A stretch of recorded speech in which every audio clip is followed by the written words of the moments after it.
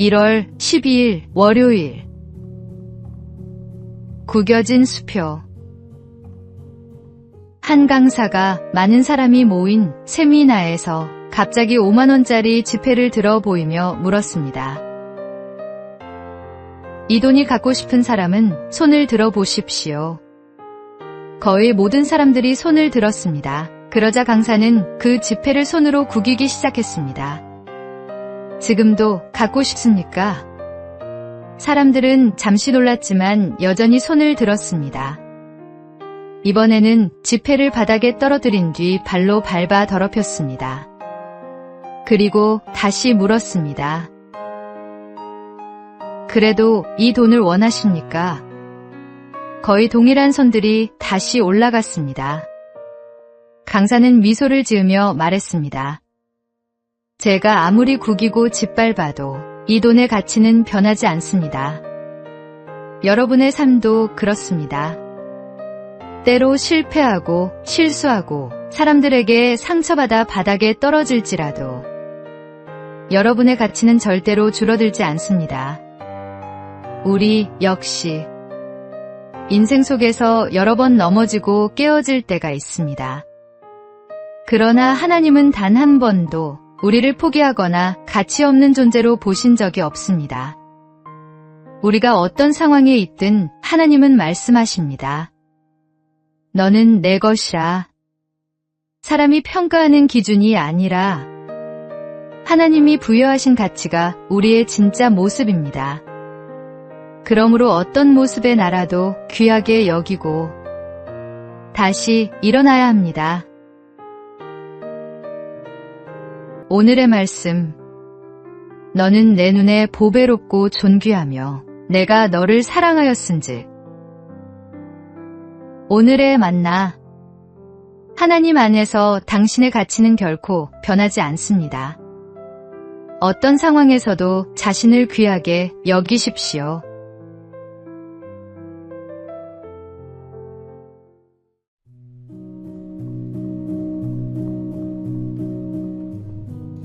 (1월 13일) 화요일.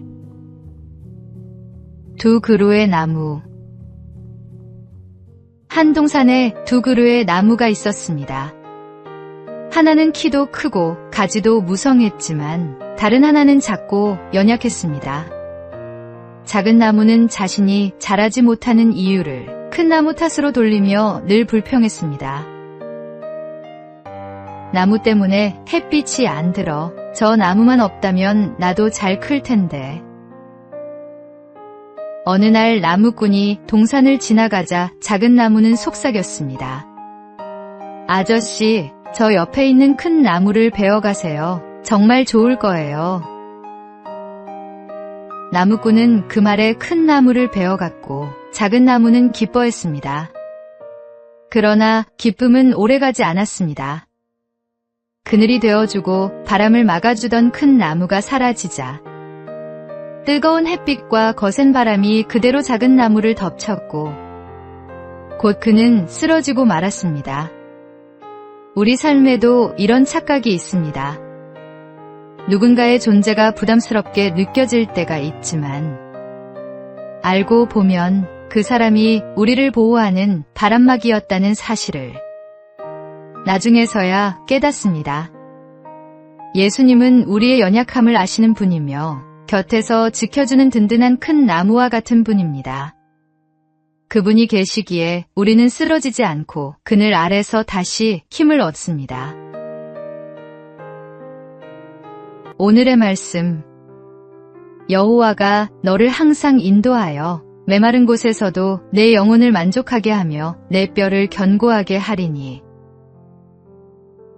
오늘의 만나. 주님께서 우리를 지키시는 방법은 때로 우리가 이해하지 못할 수 있습니다. 그러나 그분은 가장 좋은 방법으로 우리를 보호하십니다.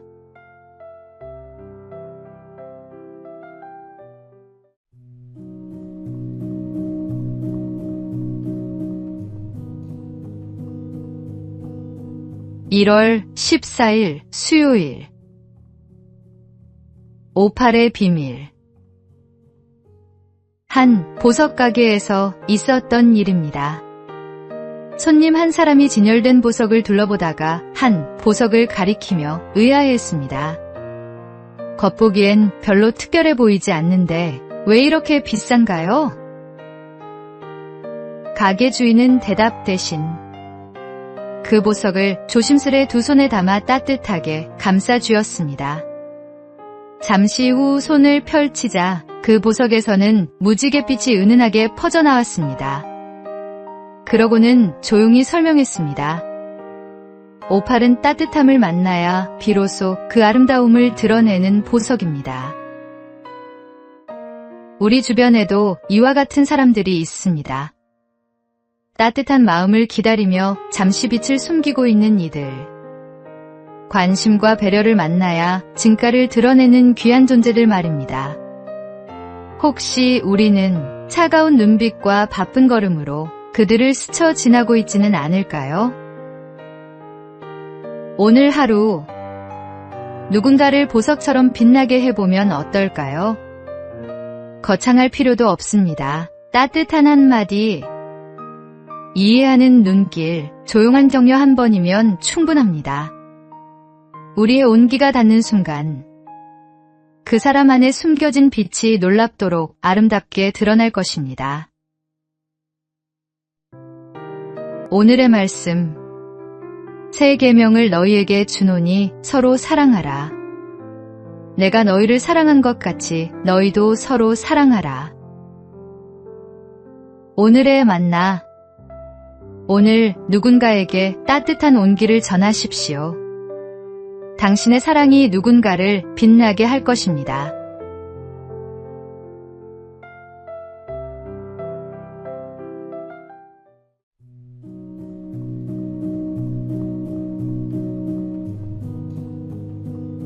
(1월 15일) 목요일. 검소함의 힘. 독일 제국의 초대 재상 비스마르크는 철혈재상이라는 강한 이미지를 갖고 있었지만 삶은 놀라울 만큼 검소한 사람이었습니다. 그는 자연을 사랑하여 세계 곳곳에서 나무를 모아 정원에 심었고 하나하나 이름표를 달아 가꾸었습니다. 그가 살던 저택도 호화로운 궁전이 아니라 낡은 병원을 수리한 집이었습니다. 침실에는 나무 침대와 대야, 체조 도구와 저울이 전부였고 권력자에게 어울릴 법한 장식품은 찾아보기 어려웠습니다. 사람은 왜 겉을 화려하게 꾸미는데 마음을 빼앗길까요? 가진 것이 많아질수록 소유가 삶을 지배하기 쉽고 겉모습이 중심을 흔들기도 합니다. 하지만 비스마르크는 검소함을 통해 마음을 지키고 맡은 자리에서 더 큰 일을 감당했습니다. 개인도 검소함 없이 위대해질 수 없고 나라와 공동체도 절제가 없이는 건강해질 수 없습니다. 새해를 맞이하여 우리 역시 외면을 꾸미는 것에 집중하기보다 내면을 가꾸는 길을 선택해야 합니다. 불필요한 것을 줄이면 해야 할 일과 지켜야 할 가치가 분명해집니다. 오늘의 말씀. 그러므로 형제들아, 내가 하나님의 모든 자비하심으로 너희를 권하노니 너희 몸을 하나님이 기뻐하시는 거룩한 산 제물로 드리라. 오늘의 만나.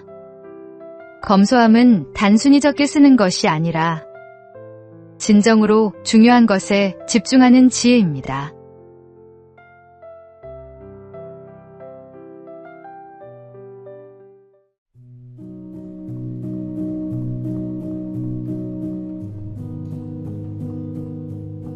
(1월 16일) 금요일. 익숙함을 놓아라. 심리학에는 고착 상태라는 용어가 있습니다. 어린 시절의 습관이나 감정에 머무르며 그 안에서 안정감을 찾는 현상입니다. 찰스 슐츠의 만화 피너츠에 나오는 라이너스가 좋은 예입니다. 그는 늘 낡은 담요를 들고 다니며 담요가 있어야 마음이 편안하다고 말합니다. 누군가 왜 버리지 못하느냐고 묻자 그는 담담히 크면 이걸로 멋진 운동복을 만들 거예요 라고 답합니다. 익숙함을 놓지 못하는 모습은 우리 안에도 있습니다. 하지만 병아리는 다시 껍질 속으로 들어가지 않고 나비는 누에고치로 돌아가지 않듯 성장은 늘 새로운 공간에서 이루어집니다. 예수님도 무덤에서 다시 돌아가신 적이 없듯이 하나님은 우리를 변화의 자리로 부르십니다.